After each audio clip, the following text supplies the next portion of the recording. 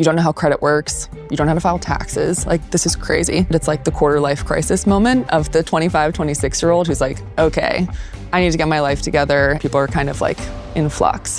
Genevieve, I'm super excited to welcome you. Round of applause for you. Thank you. You are the founder of Realworld. It's a super interesting company. I do want to, I'm going to like zoom out really fast before we talk very practically about the product. But first, let's talk about the product just to set the stage. Yep. What is Realworld? Thanks so much for having me. It's great to be with you all. So Realworld's an AI-driven solution to help you navigate adulthood. People are always like, adulthood, what does that mean? It's our way of talking about finance, health insurance, tax, employer paperwork, basically all the life stuff that are moving around, you have no idea how to navigate, and having everything in one place. So we use AI to basically build you a digital vault where all of your stuff can be stored, your health insurance card, TSA PreCheck number, financial accounts, and use that to summarize important information, set smart reminders for you like dentist appointments, passport expiration dates, basically keep you on track for life. So navigating life as an adult. It's super interesting. So I do want to immediately now zoom out, and then we'll zoom back into the product in the company. There's almost this thing in the Valley for a while. It was a way to like mock what was being built as, we're recreating moms for everyone in Silicon Valley. Yeah. It's like everyone can take an Uber and their groceries are delivered and the service will cook for you. And that was a way that I think people were making fun of like tech bros. So that's not that relevant, but I do think it was like an interesting analogy in my head of like, oh, there was something to that, right? Where whether we like it or not, usually it's the more privileged who will begin to, so the Googlers in this case, will begin to request of the world, I want my life to look different, in this case, easier or more curated or more handled. And then that tends to, over 5 or 10 years, trickle into general society. It's like, okay, great, maybe some of these ideas are good. Maybe we shouldn't have to deal with our finances in a hassly way. Maybe there is something to all the documents you mentioned. I'm like, oh, I deal with that every time I need those documents. It's a just-in-time chase for them. Let's start philosophical for a second. Yeah. Zooming out from the product today, how do you think about what adulthood means, broadly speaking, in 2024? So adulthood is different for everyone. I think that's a major insight that we gleaned from this. Some people become adults when they're still children and they're navigating life. They're the parents in their household. Some people are 30, 40 years old and they're still kind of like waiting to launch, so to speak. But when we think about what we cover, it's really the foundations of life that you have to get right to be successful. So we think about that as understanding your credit, understanding budgeting, basics of finance, but also protecting yourself when it comes to your health, making sure you go to the doctor, making sure you're sort of taking all of those precautions and starting to think about setting yourself up for success for the future. So for us, the way that we tried to start was actually by defining adulthood, because to your point, adulthood's kind of undefined. And so we created about 8 different categories that we think of are sort of these foundational building blocks. So finance, health, work, home, and a handful of others, but giving some definition around it help us actually try to create a sense of diminishing the overwhelm of what it's like to be an adult and helping you sort of get those foundations right. There's this interesting notion too. I feel like I see a lot of TikToks from like the Gen Z and Gen Alpha crowd. And I sympathize with them as like a millennial of like, oh, has life gotten more complicated over the past 20 years? Because there's this feeling that I have like, no, young people need to buck up a little bit. But at the same time, in these ways, I actually somewhat agree. How do you see that? Is adulthood more complicated than it was in the 90s? I mean, like, what is the relationship of the people that you're attempting to target with adulthood versus what their parents were dealing with? Yeah, so there's actually like a lot of academic literature about this, about emerging adulthood and the idea that it has changed a bit over the years in terms of what responsibilities you have, but also the way that people are kind of like delaying life moments, so to speak, that are typically the markers of adulthood. So for example, like marriage, home ownership, kids, oftentimes people do those things later now in life than it used to be 30, 40 years ago. It used to be, if you got married at like 22, had kids by 25, like all of a sudden you're dealing with finances, you and your spouse are combining your finances, like a lot of these things are happening earlier. And so now there's this period between going to school, whether it's graduating from high school or college, and some of those adulting markers that just leaves this period where people are kind of like in flux and having to figure these things out. So on the one hand, I think a lot of this stuff is delayed. I think secondly, it is more complicated because there's a lot more optionality of what you can do and what kind of finances you can get, what kind of products you can use for your finances, all sorts of different insurance you might need, and also just the ability to sort of like have to deal with all these moving pieces from one job to the next. People used to have one job, go to that job for 20 years, get a pension, et cetera. People switch jobs every 18 months now, which means you have a new health insurance plan, you have a new 401k, you're rolling things over, maybe you're moving cities. So it's just a lot more to deal with, more options, more decisions, more overwhelm, so to speak. There are two analogies of company that came to mind too when I was doing my due diligence. One was the robo-advisor space, kind of like Wealthfront and Betterment and things also outside of financial services, but they're essentially trying to say, we'll do the thing for you, and there's alpha in doing the thing properly. So that's like one analogy that came up. The other one, I think this company's dead and or acquired. Hello, Alfred. I don't know if they're dead or acquired, but I know the company. Yeah, sure. but they were trying to do like the physical version of this, I feel like. Dry cleaning and stuff. Yeah, exactly. It was like an apartment. Almost like a personal assistant on some sort of like service-sized manner. Did anyone use Hello Alfred? I'm curious, actually. I never had access to it, but I heard it was like a pretty good service. Yeah, but the fact no one here has used it, I never used it. It feels like it was very much like either priced out or maybe contained to only wherever they could actually service it. So for those who don't know, it was like, the dry cleaning was handled for you. They would literally open your packages for you and leave it in your kitchen door for you because they had access to your apartment. Therefore, when you got home from work, that was handled. I assume they recycled for you. I'm making that up now. I'm like imagining what the service should be. But that's the physical version I also imagine of like the analogy to your product. Philosophically, how do you think about those solutions? Again, I kind of see them as very different from what you're doing in terms of, again, one is trying to have an opinion about how you should invest your money. Another is attempting to physically support your life. It sounds like, and maybe we get a little bit more into the weeds of the product here, it sounds like what you're saying is there's a digital version of this, there's an AI-driven digital version of this. It's about more things, but it's about bringing all those things into one place. And I see that as being like, in one sense, a very intuitive way to approach, we're going to be a co-pilot for a lot of things in adulthood. But another way, it makes you less sharp on any given pain point. And that can be really challenging as a founder. I've said a lot there. I'll just hand it over to you. Totally. So everything in one place is the number one thing that we're going after. So we don't go deep in any one vertical. We've never gone deep. We've never built out like our own credit card or our own insurance products or things like that. What we're trying to do, back to earlier conversation around defining adulthood, is just having one place where you even know what you don't, like, you know, the stuff you don't even know that you don't know. Because what we find with people, particularly earlier in their career, is they don't necessarily know when they should be going to the doctor, how frequently. They don't know what's covered by their insurance. They don't know which health insurance plan to set up. They don't know a lot of these different things. So to take you back, we started as an education first company just to help people understand, like, what are all these moving pieces of adulthood? How do student loans work? Why should you get renter's insurance, et cetera?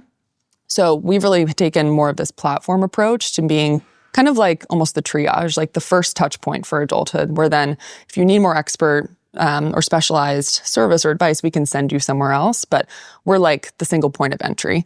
And that's really the gap that we're making in the market, because over the last few years, there's been such a proliferation of single category verticalized products.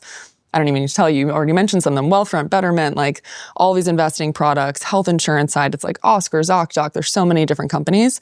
But for the consumer, it's really hard to understand how those all fit together. So that's really been our goal, is to be that sort of centralized place. But to your point, it is challenging because you can't be everything to everyone. You can't be the expert in all of these different categories. And they also get the advantage of, like, when there's a specific pain point, they get to be a specific solution. If like I have a doctor I need, they get to like be there in those moments. Well, also too, I mean, not to get like so deep into the weeds, but a lot of this stuff is like state by state or local.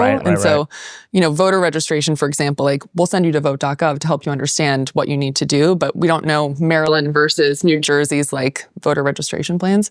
So that's really the place that we've taken, the position we've taken is like, let us be your co-pilot for adulthood. Let's help you figure out what are all the things you even need to know about, and then give you that sort of best chance to help you find the right fit for you. What moment in time is ideal to you to like meet somebody and have them decide that they want to do that? So our initial thesis here, which was disproven, was that the 22-year-old graduating from college was like the best time to get someone, because it's before they've made all these mistakes. It's before they've forgotten to enroll in their 401k, before they've gotten like an issue where they didn't have renter's insurance, before they've opened 5 credit cards and don't really know how that works. The problem is that that population is less interested in necessarily doing all these things and more focused on their first job or moving to a new city or being with their friends or any number of things. They might still be on their parents' health insurance. They might be sort of, some of this stuff might be taking care of them in other ways. So we actually found that it's like the quarter life crisis moment of the 25, 26-year-old who's like, okay, I need to get my life together, and they're starting to excel in their career. Maybe they've had one or two jobs. Like, life has become a little bit more complex. And we can sort of take that moment and say, okay, you know this is important. You're willing to commit the time to kind of moving all these pieces together, and we're going to be your partner going forward from there. I want to get into like founder to founder product weeds with you. I'm going to ask the question, then I'm going to ask a sub question to it. The question that I have for you is that I feel like your product has the same issue a lot of products like they have a great value proposition after you use it well first. So you have to upload your documents. You have to actually, I think about why personal CRMs always fail. Mm-hmm. They always fail because the first thing you have to do is sort all your existing contacts, and no one wants to sort their first 2,000 contacts. Right. But if you had all your contacts there, it'd be like the most amazing thing. Exactly. If you were that user after a year, it'd be ideal. And I feel like you have some of the similar pain point in that beginning onboarding experience and initial integration with a user's life. I assume some of your answer here might involve AI, but then the sub question is, if that's true, I'd also love to learn what your thesis was, because you existed before, kind of the generative AI revolution we're now experiencing, and I'm curious how that challenge has evolved for you over time, because it feels, if I was thinking, okay, what's the number one, if I took over that company, what's the number one thing I'd tackle? It's the onboarding, it's the getting people to whatever KPI is activation for you. Yeah. It's such a good question, because it has been the struggle of the last few years as we've been building this product, because people want to get their life together, but they don't necessarily want to put in the time and effort to do it, which, to be honest, actually doesn't take that much time. Like, we've documented how long it takes you to actually upload these documents, and it's like 15 minutes. If you've got everything in front of you, you take a photo of something, we use AI to pull out all the important information, you drag and drop a document, like all the important elements are saved within Realworld. It's actually very easy.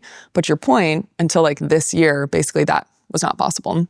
So to take you a step back, in 2021, we raised our first round of funding. And in coordination with that, I wrote this memo. It was an internal memo, but it basically said, like, our mission is to simplify adulthood. And that's our mission today as well. But what that really entails is sort of a 3-part path. The first part is educating people around these things. The second part is organizing them around adulthood. But the third, and like the real goal, is to automate adulthood and make it so that you don't have to worry about this stuff. Like, you upload your information, you sort of trust us as this co-pilot, and all of a sudden that mental load of, did I book a dentist appointment? Or like, do I have to pay this insurance claim, is just gone. And that's what we're really working towards. That always seemed very far away. In 2021, I was like, all right, I guess like a 10-year journey to get to this moment. But what's been so exciting, to your point, over the last year and a half is all of a sudden with AI, not just the generative piece, but like all the technology around it, you can do that now. And we're working towards a moment where, with autonomous agents and sort of the next step of AI, we'll be able to book the dentist appointment for you, or like check your voter registration, or do any of these moving pieces where it's very much in your best interest to spend 15 minutes kind of getting to that inflection point and then not having to worry about it going forward. If Gen AI hadn't come, to your point, other versions, I assume like OCR and other things are important for you to be able to read documents and understand them. What would you have done? What was the Honestly, other? Yeah. It would have been like, and what we were planning on doing was like integration by integration by integration with other companies or other products and services. So like ZocDoc, great example of like, they've built out the entire database. If you're familiar with booking doctor's appointments, dentist appointments, et cetera, and they've got like an SDK and things that you can use. But that would have been one specific use case of the probably 50 use cases that we have within Realworld. And so as a small team, like, that would have taken forever, but we're willing to do it because that's the vision. But all of a sudden last year, it's like, oh my God, like we can actually literally jump light years ahead to help you do these things. So it's a great question. And I say that because it's truly was the thing we were struggling with is like, everyone knows that they want to have their life together. They want peace of mind that they're doing the right things. They're not necessarily willing to put in the work, but now there's actually not that much work they have to do to be able to get there. So it's really exciting time to be building, to be honest. Yeah. I wonder, is there a similar inflection point? So you said you raised first round in 2021, but correct me if I'm wrong, I think 2018 was the founding year, right? Founding year. What's the first 3-year journey before that first fundraise? I'll tell you what, going back to who our target market was, we thought it was the 22-year-old recent college grad. And so my background, very briefly, I'm a lawyer turned entrepreneur. So I went straight from college into graduate school. I did a JD MBA and then began my career at Goldman Sachs.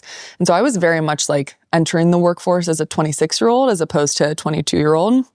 And all of the stuff that we've been talking about was very new. It was like, okay, 401k, like health insurance plan, like it was just all this stuff that I would have thought I had been taught at some point in school and just made a ton of mistakes in my early career. Also the oldest kid in the family. So all of the guinea pig stuff of like which credit card to get and all of that stuff kind of fell on me as well. But all that is to say is I was very passionate about this idea that like school should be teaching this stuff. Like they teach you about all sorts of other random things. You get into the workforce and it's like, you don't know how credit works. You don't know how to file taxes. Like this is crazy.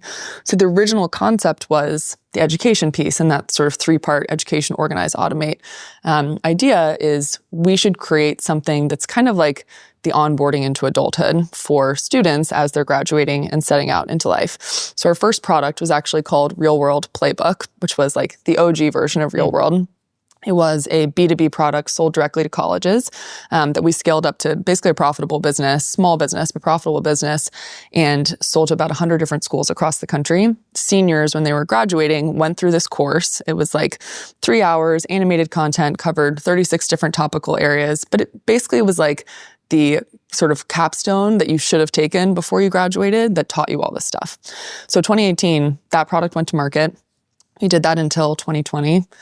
COVID crushed that product. And it also made because the transition to adulthood wasn't happening. It wasn't happening, but also schools were kind of a mess. I mean, it was just like, you guys remember, like that was a very odd time. Wow. And also budgets were being cut. Like it was just a weird time, but it was the best thing that ever happened to the company because it helped us realize that we actually needed to be a direct consumer company. We needed to take the education piece and make it much more actionable and help people not only learn what they needed to do passively, but actually take the next step to sort of set themselves up for success.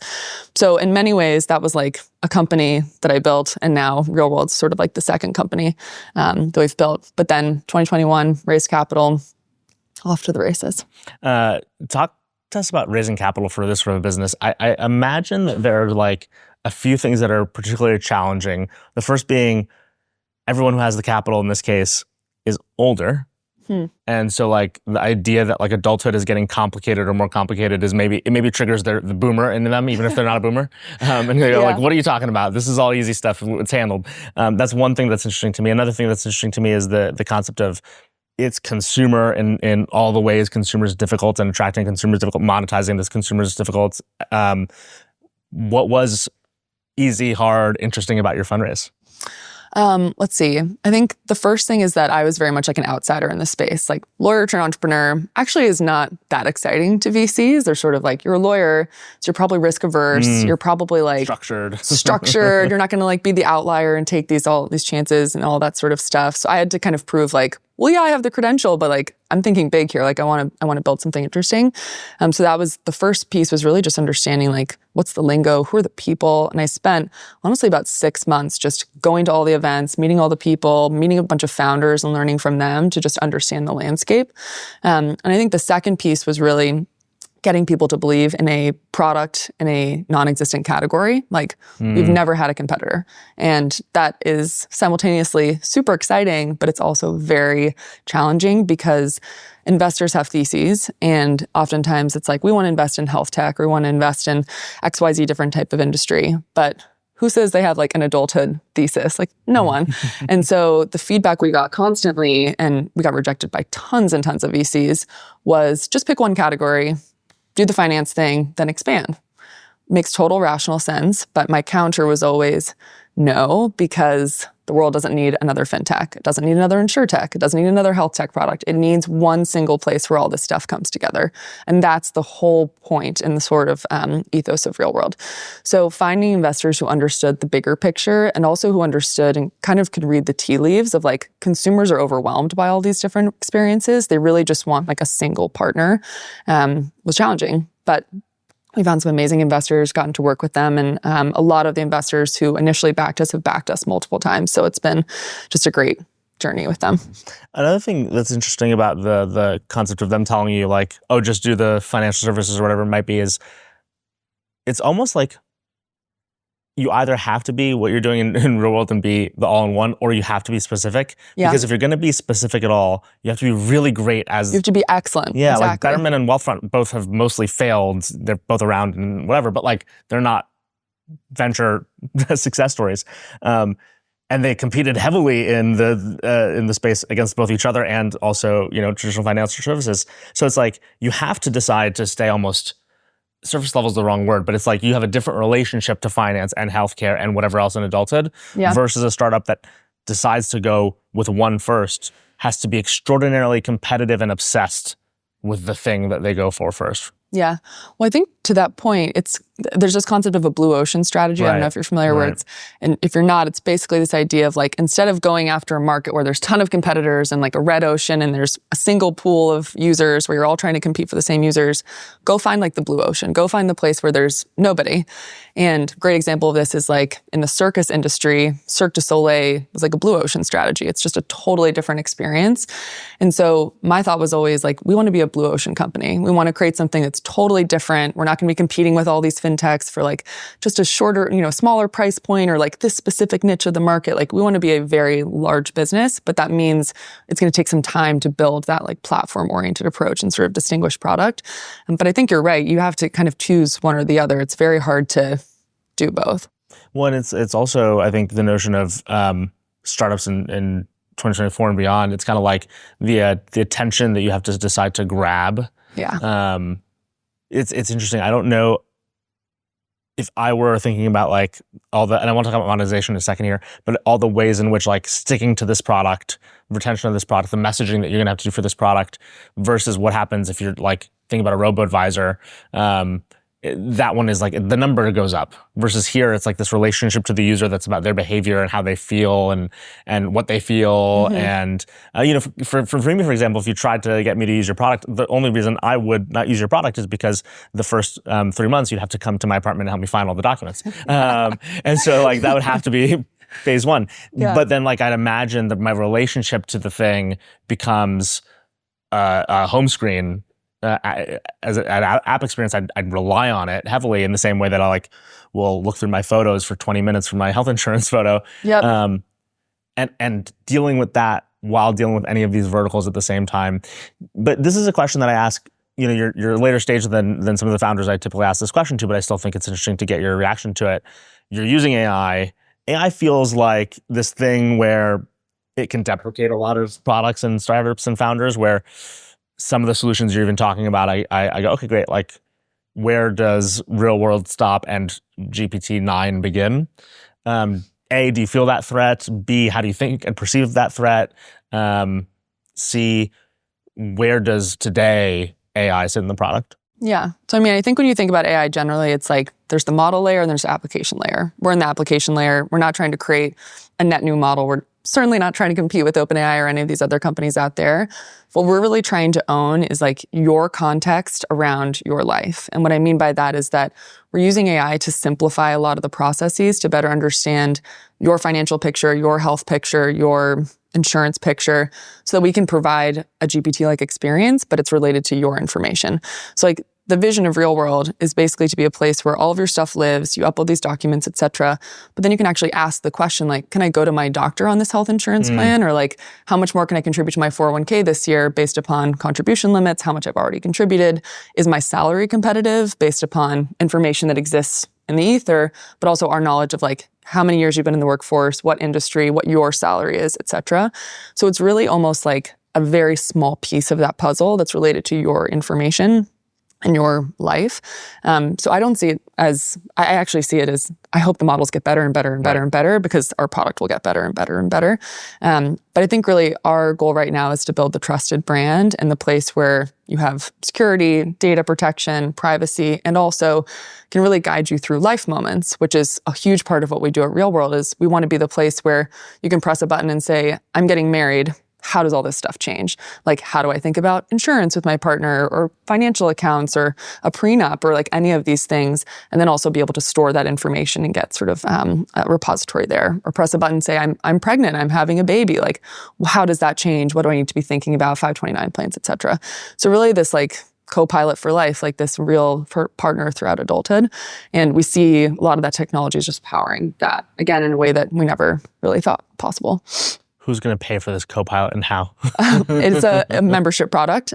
So it's a direct consumer. It's like you would pay for One Medical or any other membership that you're part of, annual membership fee. And that's it. We also think that there's an opportunity to work with employers, financial institutions, people who have sort of a role, so to speak, or a stake in people having productive, happy lives. But really, we want to be the user's sort of endpoint and have like a direct relationship with our members. It's interesting because it's one of those products, again, the challenge being it sits on top of the rest of your life. So it's like you're paying for something where you're probably also paying for something else, like your doctor and that experience. How do you think about how hard it's going to be to convince people?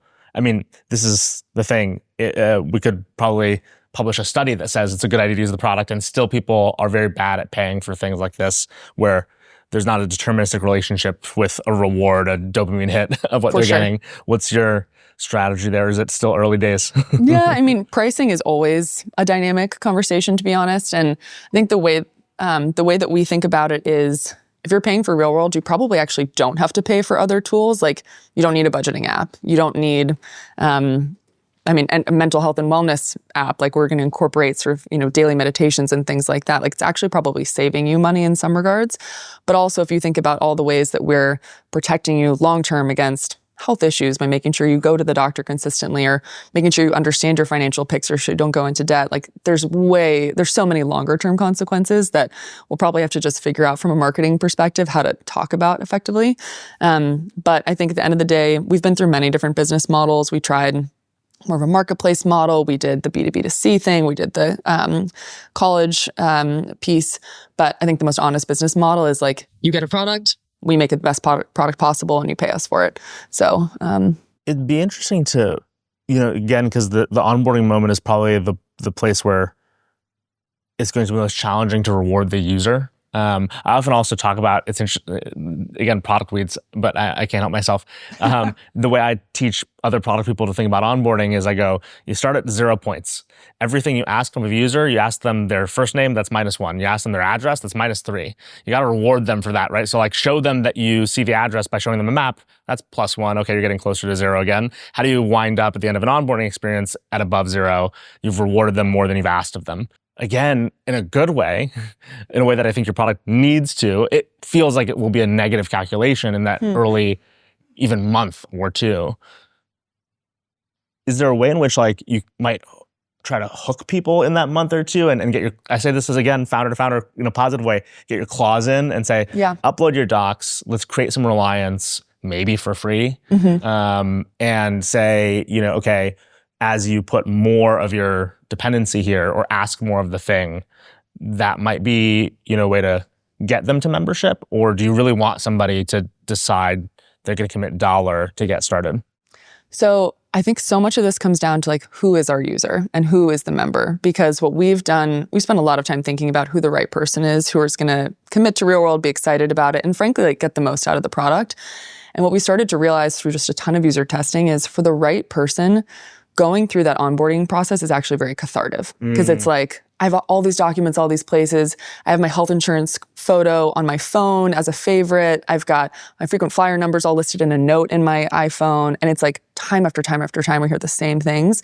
And so when we present to you, it's like 6 questions in onboarding. When we present to you, like, here's all the ways we're going to organize this stuff, it's almost like, oh my God, like, I don't need that note anymore. I don't need this like saved photo. Like, I can just drag and drop all my stuff in here.